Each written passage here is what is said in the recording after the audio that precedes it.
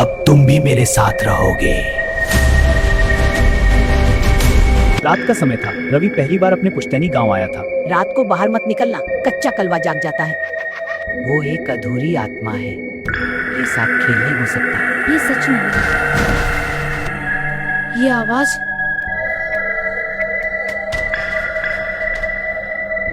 चलो खेलते हैं। ये वो बच्चे थे जो कभी लौटकर नहीं आए। तुम ऐसा क्यों करते हो? क्योंकि अब तुम भी मेरे साथ रहोगे।